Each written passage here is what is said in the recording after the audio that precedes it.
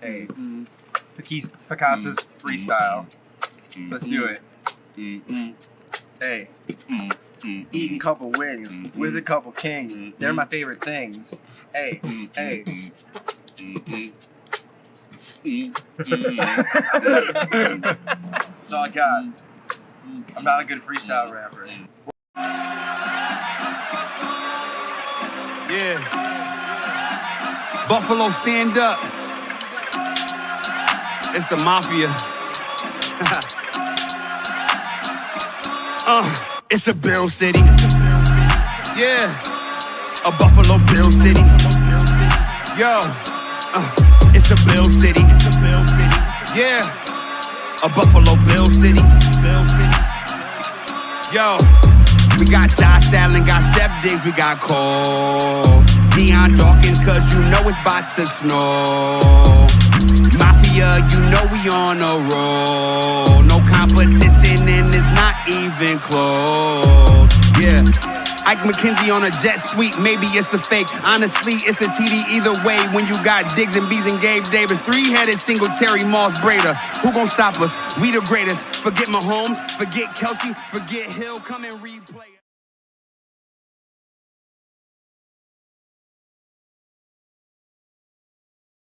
Folks, welcome back to a pre-game edition of the Crowd Assist podcast. I'm one of your hosts, as always, Kevin Masseri, here with a special guest, Ty B, to break into the game. About 20 minutes worth of this game. We're about 40 minutes out from kickoff of NFL Sunday week one. Obviously, we've had a game on Thursday, but a great action-packed slate today. But really, we're here to break down the Bills and the Steelers. Lots of media attention right now. You turn on ESPN, you turn on CBS. Everyone's talking about the Bills. Sale Pals here, throwing touchdowns to people at tailgates. It's getting insane here in Buffalo right now, and we're hoping to bring you some good pregame coverage for anyone waiting in line in the stadium, anybody that's sitting at home waiting for this game to begin. Ty, how you doing today?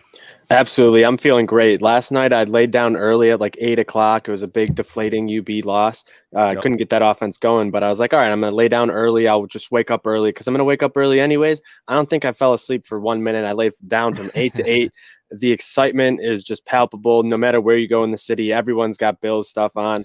Everyone's, beeping their horns, let's go Buffalo and all that good stuff. And we saw the traffic was absolutely crazy getting to the tailgates this morning. You saw the NFL Network reporter talking about getting caught in it, trying to get into the stadium just to get her early morning hits in. Yeah. So, I'm expecting Bills Mafia to show out. A ton of them are already in the stands already. We knew they kind of wanted to push people going earlier, so not everyone was going in at once, just to mitigate some of that stuff. So it's good to see, and I think Bills Mafia is going to be extremely loud. They were in that preseason game, Kevin. That building wasn't even close to being full. I can only imagine how loud it's going to be. It looks insane. Normally, and I'll be honest, 3 years ago, you'd see a decent amount of Steelers fans. They travel well. It is what it is. But right now, it looked pretty dominated by Bills fans. It looked like a good turnout by Bills fans, as expected. I've been to Steelers games many times in the past, and it's like 25, 30% Steelers. Yeah, fans. usually. You got to think there's a ton today, Ty B? There's a ton of Steelers fans in sort of the Western New York, Northern Erie area of Pennsylvania. So obviously, like, you're so close to Steelers country, they're gonna usually invade. But I haven't seen much besides like one tweet saying, it was bold strategy playing some black and yellow in the middle of a Bills tailgate. A bunch of Steelers fans were apparently, and I was like, yeah, cue the beer showers. It looks like it's gonna rain. Not gonna be a fun day for them if they want to act like that. So, we'll see. I don't think there's gonna be a ton of Steelers fans the way it has been in the past, but either way, they're not going to make a difference in terms of noise or any of that. It's going to be Bills Mafia all day in the crowd. The 12th man is undefeated for Buffalo, and we saw that we got a crowd assist in the preseason. That's insane. That doesn't happen, anywhere else. No, it does not happen. And we got to break some news down. The inactives are already out, obviously. Start with the Bills. Obviously missing Starr with his calf injury, but then you got Boogie Basham, the early second-round pick thing that they like to inactivate. Saw it with AJ Epinesa last year. It was hard on AJ because especially, this year now you have a healthy and ready to go AJ. You have a Greg Russo. Last year, we didn't quite have that. It was kind of disappointing to see Epinesa early on the inactives list last year. Yeah. This year, Boogie looks to be following suit there. A little disappointing, but, the roster is so deep that kind of is what it is. Fellow rookie Tommy Doyle, Andre Smith, linebacker, a guy that they really like, played well in the preseason, special teams. They have a lot of special teams talent. Didn't quite need Andre Smith in this one. And then Zach Moss, the big name of the inactive list, makes Kevin happy. I just think he's probably the third best running back on the team. He didn't have a good preseason, in my opinion. There were people last year that said he was the Bills' best running back. I never saw it. I think he struggles. So it's very interesting to me. This reads Ty B. They chose Tommy Sweeney over him. I think this still leads to me that the Bills will be throwing the ball a ton. Are getting Matt Breida involved in the offense. That's exactly what they're looking forward to with the screens, with the speed rushes, with the outside zone. That's what they're looking for out of Breida. And then real quickly on the Steelers side, they're missing Rashad Coward, an offensive lineman that was potentially a starter at one point. He's inactive. Obviously, Dwayne Haskins, Buddy Johnson, a good special teams linebacker.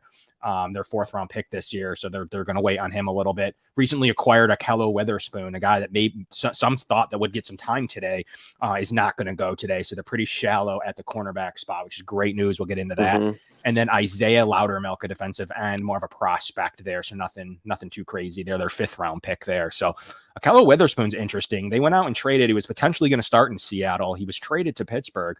That makes a pretty weak secondary, a little weaker. I'm assuming you need another week or two, right? Is that kind of the theory there? Yeah, more than likely. Just it must be a real big difference in scheme for them, or some sort of something like that, or learning the language of the defense, and which happens at times. So I mean, it should be a quicker transition because it's defensively, but doing it, in the span of a few days is still very, very tough, especially with all the COVID protocols the players have to go through with all the travel and all that on top of everything. But yeah, you mentioned it. It's a weak secondary for the Steelers. You still have Joe Hayden there at the number 1, but he's getting up there in age. I don't trust him all day on Stephon Diggs. Diggs is going to eat. And, from there, no one else is all that good in the secondary, or at least at the cornerback position. I don't know if they did late in the week, but early in the week, they still hadn't named like a starting nickel guy. So, yeah, there's a ton of question marks there in that secondary, and that's just a perfect place to exploit. You thought the Bills were going to throw it all over them coming into this, and it's just a perfect recipe for it. Like, that Steelers defense is good. They're physical. Guess what? Quick hitter to Emmanuel Sanders. Quick hitter to Cole Beasley. 15 yards, Stephon Diggs, boom, boom, boom, boom. You can't get after any of these guys. You're not going to hit any of these guys. They're so small and so shifty. They know when to get down. They know what they're doing out there on the field to protect themselves. So I think it's going to be a big day through the air. I think Josh Allen's total was around 280. Hammer the over. Yeah, and then we got to talk about the Steelers defense because it's where it's good. It's going to be good. It's not going to be great like usual. No Bud Dupree. They're missing a really good stout Stephon Tuitt, a guy that really helps out in run support. He's on the IR. So they've turned over some players here in this defense, and does it all come together week 1? It's going to be tough for me to see it, maybe, but it's going to be tough for me to see that early on in week 1. Could it come together by week 8? I mean, there's talent on this defense, especially in the front 7, as obviously TJ Watt. You have Devin Bush, who didn't play a lot last year. You have Joe Schobert, a guy that has high tackle numbers. Alex Highsmith, a guy that they're pretty comfortable with. So it's a good linebacking core. A lot to be desired elsewhere across the defense, like you mentioned. But Terrell Edmonds has struggled at times. Cam Sutton is a guy they'll play in the nickel, but they'll also play him as their second cornerback because they don't have a second cornerback. So you'll see a lot of Sutton in both in nickel and they'll have to be in the entire game. So he'll be their nickel. We're going to very rarely play 2 receiver sets. So you'll see Sutton in the nickel. And then the outside boundary corner is probably going to be Justin Lane, a guy that is not great in my opinion. He's going to struggle all game. And Arthur Mallett, a guy that came over from the Jets, really struggled there as well. So there's some plus matchups on the defensive side of the ball when you're attacking that cornerback room. Spread them out. I think part of the decision on why you don't need a thumping running back is because, quite frankly, you could go 4 wide. I mean, they don't even have anyone to me that could go deep enough to cover, somebody as deep as Isaiah McKenzie, someone like that. I think they're going to struggle with that with those secondary players. Yes, they'll zone in on Diggs, but are they going to be able to cover some of those second and third area, 3 options? I don't really think so, Ty, when you're talking about even Jake Kumerows of the world, the Gabe Davises of the world. I just don't see it. They might zone in on Beasley. Sutton might have an okay game. They might zone in on Diggs, but it's just not enough, right? Yeah, there's just too many weapons. Like Josh Allen, in his rookie season, you look at the weapons he had, it's like, oh shit, I understand why he runs so much. But you look at the weapons he has now, he has a complete arsenal. He has like the US military basically as his offensive weapons. Like you're not going to stop it. You can key in on one guy, but you're not going to stop everyone. It's just absolutely impossible because these guys are some of the best route runners in the entire league, and they're going to create just enough separation, and they have good timing with Josh, good chemistry. They're going to complete those passes. But Kev, on a side note, I do want to mention a Rochester native, Jameer Jones, is active for the Steelers, so that'll be something to watch. Don't know if he'll get much playing time, if at all, but it is a cool story. The Aquinas graduate getting some chance to play close to his hometown.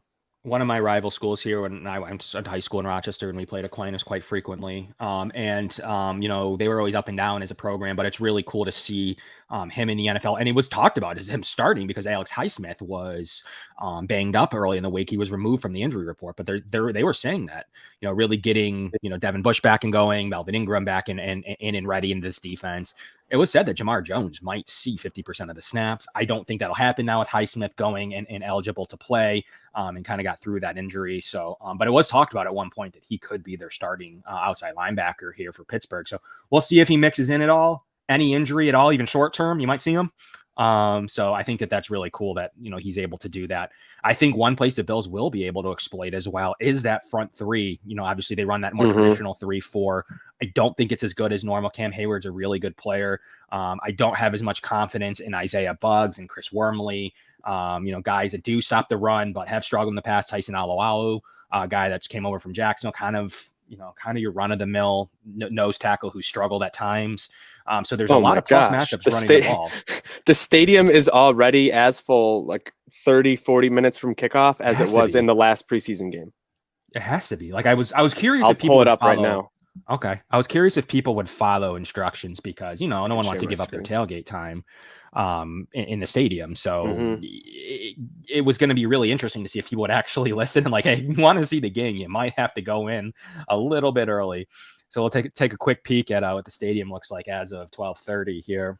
And it looks like it's going to be wild introductions. It's going to be probably wild. People want to get on. It's already a good kickoff. That's a good 60 to 70% filled capacity already. A good 40 minutes before kickoff there. Shout out to Maniac getting that video from the Rock Pile. The Rock Pile is going to be bumping as always, Kev. Yeah, no, that's one of my favorite places to sit. Absolutely love the Rock Pile. But it's going to be an insane game, Ty. We got to flip to the other side of the ball. We've talked a lot about the Pittsburgh defense. And we got to talk about the Pittsburgh O real quickly. And we kind of talked about this with Jenna Hunter. Do they have enough to compete with Josh Allen? That's the money question. Can they slow down Josh? Maybe a little bit. There might be times today. Their defense is decent enough to put pressure on him. One of the best pass rushers, you know, in the league, maybe one of the best defensive players in the league right now. You know, he's missed some time though with his holdout. Can he be full go? Be close, but I can't imagine he's going to get a full complement of snaps. No chance. But yeah, I mean, but you got to switch it now. You got to talk about this rookie offensive line. 4 turnover starters on this offensive line. I mean, you got 2 rookies, one in Kendrick Green, one in Dan Moore Jr., their left tackle. Kevin Dotson. Sal Pal had a "where else would you rather be than right here, right now" promo. Yeah, did you see that video? I didn't see that part. I didn't realize that part.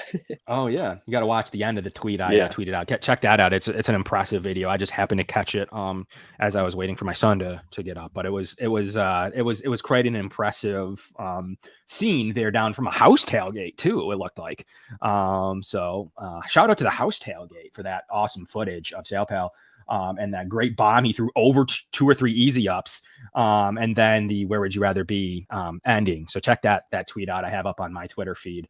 But you know, if you look at that rookie offensive line with Trey Turner, I mean, it's you know, a core of 4.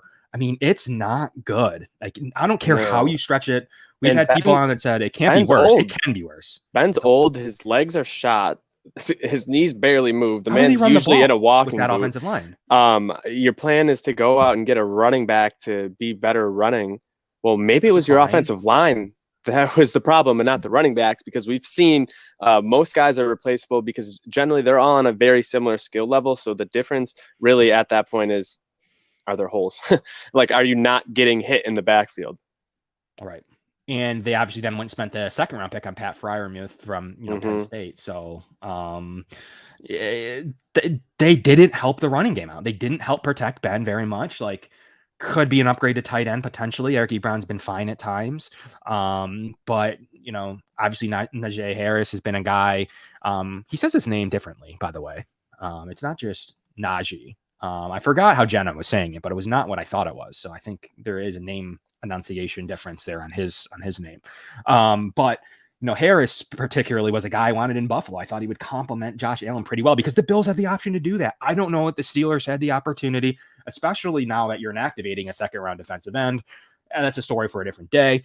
I thought they could potentially have used Travis Etienne with the unfortunate injury. But Harris is a guy that I think on the right team could be really good. Still get his carries. He's got no competition with Benny Snell. So there's just Kalen Ballage there too. So there's not much. So I think the Bills absolutely can put it forth, but it's up to the Bills defense in this one. It is the most unknown. I think I know what the other three units in this game can do. And then their special teams units even. I don't know what the Bills defense is going to come out in the regular season and do. It's going to be hard to predict. If they're really good, I can't see the Steelers scoring more than 13 points. If they struggle at times, they'll be able to catch up and put up points. If the Bills can't stop the run and they're doing enough on the offensive line, it's going to be a long day to take Josh Allen off the field, right? Oh, absolutely. And that's another thing. Randy Moss tried to say the Bills had a good rushing offense last year. Yeah, no, dude, you weren't watching anything. I wasn't watching anything. No. Singletary, though, should, I think, get a little bit more of a featured spot, especially with Zach Moss not being there. Workhorse. And Breida's going to be a guy you're going to infuse in different ways, similar to the way you do with Isaiah McKenzie. He's just not out there just to run the ball. He's going to be doing all sorts of things, and you can use that as misdirection constantly too. Especially with his speed, guys are going to overplay it. They're going to overcommit, and it's going to open some other things up for you, which is exactly why you use a lot of motion. Bills in 2019 were way better offensively when they used motion. That wasn't necessarily the case last year. It was slightly worse, which was kind of surprising. I think they'll figure out how to make that motion work a little bit more because they're going to use those gadget plays a little bit more successfully, I think, because of the tools they have. And that's going to open things up for the counters off of those, the play actions off of those.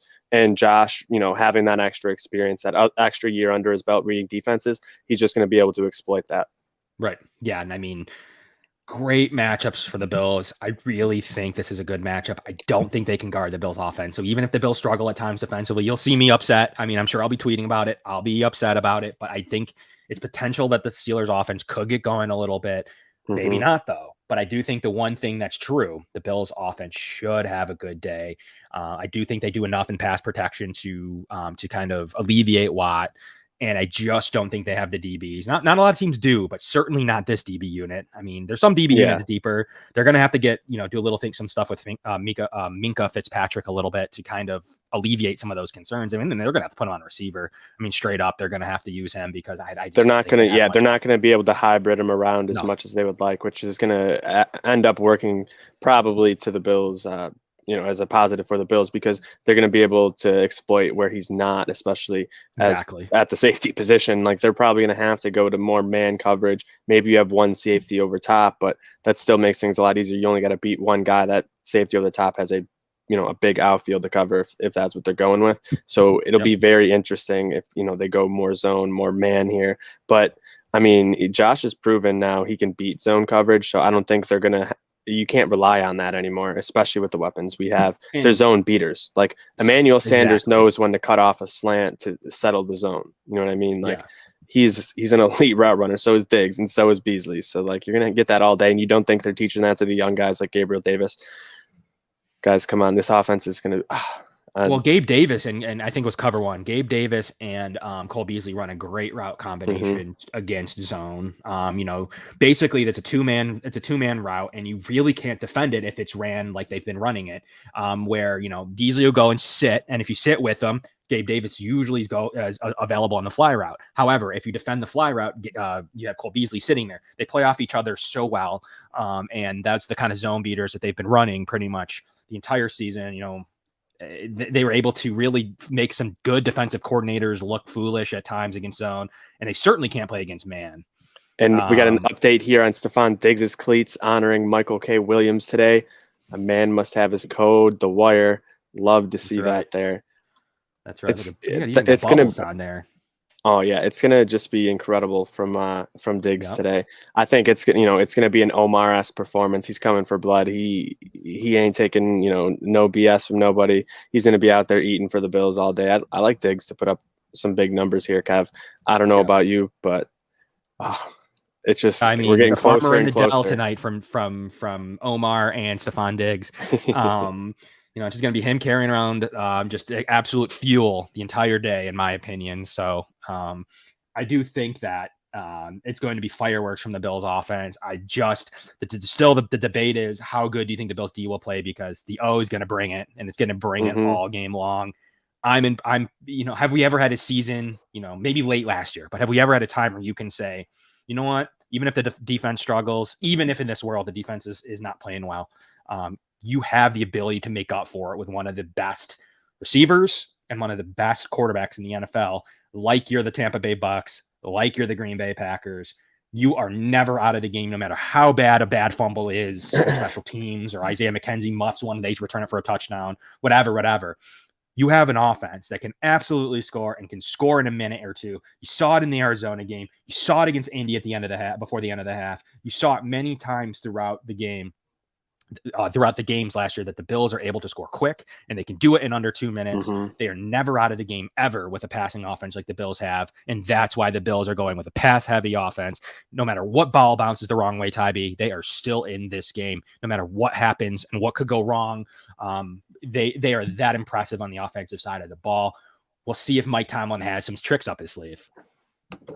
Yeah, I just don't think their defense has enough. I don't think Tomlin has it anymore. I think, if you told Mike Tomlin, how do you win this game? It's probably slowing things down, keeping the ball out of Josh Allen's hands. That's fine. Like, the Bills will let you run it defensively, but they're not going to let you score and eat up as much time as you want, because the Bills only need a minute or two to get down the field, 80, 90 yards. It doesn't matter. We've seen the efficiency just continue to improve. We see I'm seeing these lines. I'm just of fans still going in the stadium, and people are saying it's like 80% full. This is just going to be absolutely nuts. We got Jerry Sullivan tweeting, "Start the damn game already," because there's so many fans in attendance already.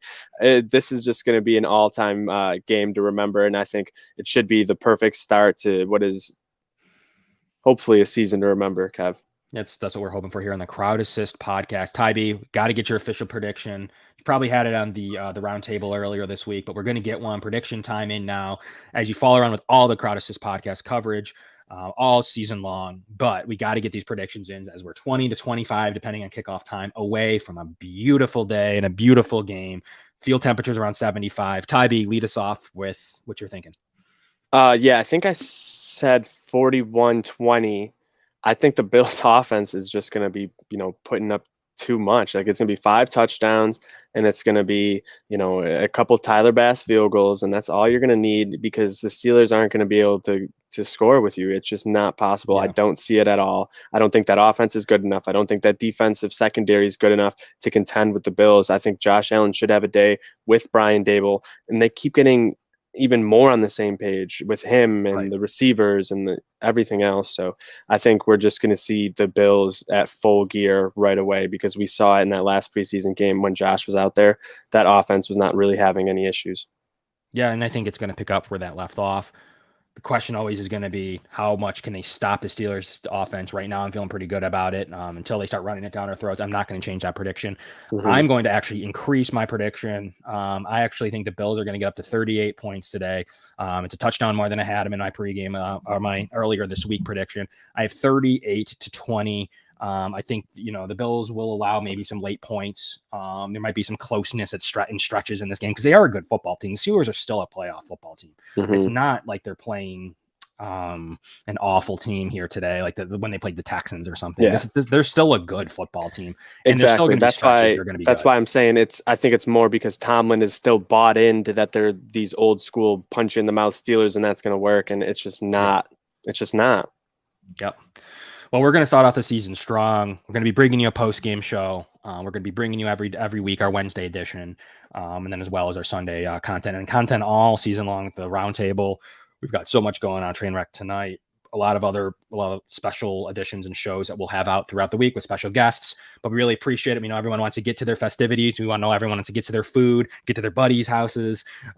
So from the Crowd Assist podcast, I'm Kevin Masseri. That's Ty B, and we'll catch you guys shortly.